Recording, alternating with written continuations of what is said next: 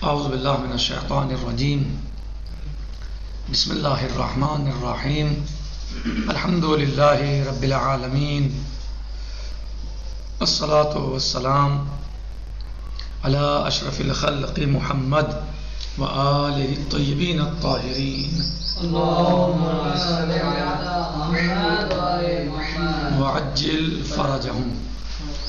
ہماری کتاب مبادئ الفقہ میں گفتگو چل رہی ہے ان کتابوں کے بارے میں، یا کہا جائے دور اول کے بارے میں، کہ جن میں ہم نے کل بعض باتوں کو بیان کیا کہ اس وقت پر روایات کو کیسے جمع کرتے تھے، کیسے لکھتے تھے۔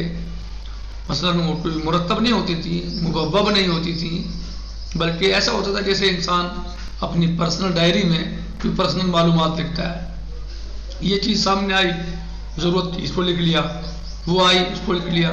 اسی طریقے سے مثلا روایت نماز کے باب میں کوئی آئی تو اسے لکھ لیا، روزے کے بارے میں آئی تو اسے بھی میں لکھ لیا، حج زکوٰۃ کے بارے میں آئی اسے بھی میں مثلا نوٹ کر لیا۔ یعنی یہ نہیں کہ کوئی مبوب ہوتا تھا وہ کہ نماز والی روایت نماز ہی کے بیان میں ہو، یا روزے والی روایت روزے ہی کے بیان اس میں ہو، باب میں ہو، ایسا نہیں، بلکہ جو جیسا ملتا رہا وہ اس کو لکھتے رہتے تھے۔ اور کہہ رہے تھے اس میں مثلا جو ہے اول مدونہ جو تھی بعد استثناء ما کتب الامام علی علیہ السلام امیر المومنین علیہ السلام المعروف بکتاب علی وما شاک لہ، اور جو سب سے پہلے لکھی گئی ان کتابوں کو مستثنیٰ کرتے ہوئے، یعنی مثلا جیسے کتاب مولا متقیان علیہ السلام تھی، یا اور اس طرح کتابیں تھیں، ان کو ہٹائیں، الگ کریں، ان کو مستثنیٰ کریں۔ تو جو لکھی ہے کتاب مثلا ہیا مدونہ ابی رافع صاحب رسول اللہ صلی اللہ علیہ وسلم و علی علیہ السلام لہو کتاب باسم کتاب السنن والاحکام والقضایا۔ تو سب سے پہلے جو کتاب لکھی گئی ہے مثلا مدون ہوئی ہے وہ ابو رافع نے لکھی ہے۔ ابو رافع کون تھے؟ نبی اعظم محمد جناب آپ کی آواز نہیں آ رہی۔ علیہ وآلہ وسلم کے صحابی تھے، اور مولا متقیان علی علیہ السلام کے بھی صحابی تھے۔ انہوں نے کتاب لکھی ہے، نام کیا تھا؟ کتاب السنن والاحکام والقضایا، ولابنہ المسمى بعلی بن ابی رافع، اور ایک ان کے جو بیٹے ہیں جو علی بن ابی رافع ہیں، الکاتب لامیر المومنین علیہ السلام، جو امیر المومنین علی علیہ السلام کے کاتب تھے۔ کتاب فی ابواب من الفقہ کالوضوء والصلاۃ وسائر الابواب، ان کی بھی ایک کتاب ہے، یعنی ابو رافع کے بیٹے کی، ان کا نام کیا تھا؟ علی بن ابی رافع۔ تو انہوں نے کتاب لکھی ہے ابواب فقہ میں، وضو کے بعد جیسے وضو ہے یا صلاۃ ہے یا تمام ابواب فقہ ہیں، اس میں انہوں نے کتاب لکھی ہے۔ وتوالت المدونات الفقہیہ وبلغت فی عہد الامامین الباقر والصادق علیہم السلام حیث صنعت لہما الفرصہ وتوالت المدونات، اور یہ مدونات یعنی چلتی رہیں، بڑھتی رہیں، چلتی رہیں یہ مدونات فقہیہ، اور پہنچی یہ امام باقر اور امام صادق علیہ السلام کے زمانے تک، یعنی کام چلتا رہا، اس طرح رہی، یہ کتابیں چلتی رہی۔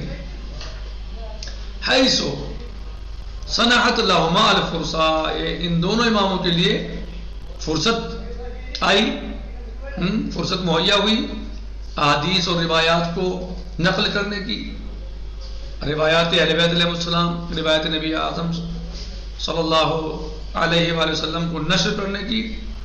کیسے؟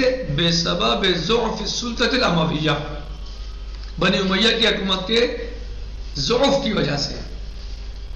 اب آخر ایامہا، جب اس کے آخر ایام تھے بنی امیہ کی حکومت کے، یہ کون سے ایام تھے؟ آخر ایام تھے، حکومت اس وقت پہ بہت زیادہ کمزور پڑ چکی تھی، بنی امیہ کی حکومت اس وقت پہ زوال کی طرف جا رہی تھی، ختم ہونے جا رہی تھی اور زوال پذیر تھی۔ تو ایسے حالات میں امام صادق علیہ السلام اور امام کاظم علیہ السلام کو موقع ملا خدمت مذہب اور احادیث نبوی شریفہ کو لوگوں تک پہنچانے کا. اور وہ آخری ایام تھے بنی امیہ کی حکومت کے. بانتقال الی سلطۃ العباسیہ، اور حکومت منتقل ہو رہی تھی عباسی حکومت کی طرف، عباسیوں کی طرف. ببث الکثیر من علومها وتدوین خیار الصحابہ من الشیعۃ اللہ فی مذاکراتہم الشخصیہ، اور انہوں نے علوم کو نشر کیا، خوب پھیلایا. یعنی کس کے؟ ببث الکثیر من علومہما، ان دونوں کے علوم کو پھیلایا گیا، یعنی امام باقر علیہ السلام کے اور صادق علیہ السلام. وہ تدوین و خیار صحابہ، اور ان کے جو بہترین، یعنی جو بہترین اصحاب تھے ان کی تدوینات کو من الشیعۃ اللہ، جو ان کے شیعوں میں سے تھے، فی مذاکرات و شخصیہ، اور ان کی تدوینات کو بھی کیا کیا گیا، یعنی خوب نشر کیا گیا. وبلغت تلك المدونات حسب عملیۃ الاحصاء التي قام بها الحر العاملی، اور پہنچے ان مدونات کے عدد گننے کے اعتبار سے، یعنی ان مدونات کا جو عدد پہنچا وہ جن کو حر عاملی نے یعنی جمع کیا ہے، گنا ہے، جن کو انہوں نے محصور کیا ہے، گنا ہے، عدد کیا ہے، گنا ہے، تو وہ تقریباً 6600، یعنی 6,600 کتنا؟ 6,600 یعنی 6600، 6600 یعنی 6600 کتاب، یعنی ان کا عدد کتنا پہنچا جو حر عاملی نے، جن کو جو ہے مثلاً گنا یا ان کو جو ہے مثلاً جمع کیا ان کے عدد کو، تو وہ 6600 بنا تقریباً. الا ان الذی اشتہر من بین هذه الکتب، مگر جو ان کتابوں کے درمیان میں سے جو مشہور کتابیں ہوئیں یا تھیں شہرت یافتہ، وہ 400 کتاب تھی. وہی المعروفہ، اور جو چونکہ وہ معروف ہے کون سے، کس نام سے مشہور ہیں کہ 400 کتابیں؟ بالاصول الاربعمیہ، اصول اربعمیہ سے مشہور ہیں یہ 4 کتابیں. یعنی انہوں نے 6600 کتابوں کو شمار کیا، اور جو ان میں مشہور تھیں وہ 400 کتابیں تھیں کہ جن کو اصول اربعمیہ بھی کہا جاتا ہے.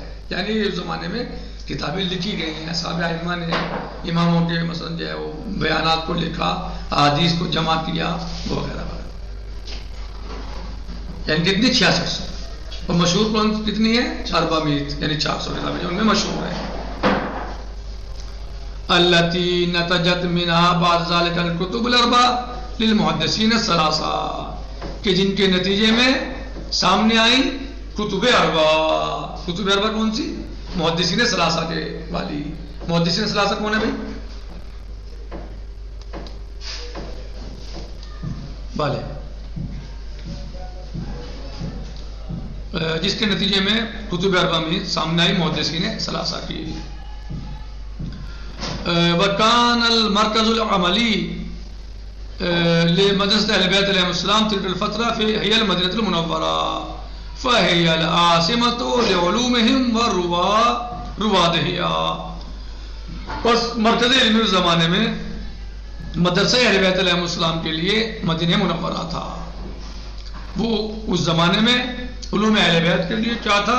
راجدھانی کی حیثیت رکھتا تھا. ان کے علوم کو نشر کرنے کے لیے، ان کے علوم کو بیان کرنے کے لیے کیا کی حیثیت رکھتا تھا؟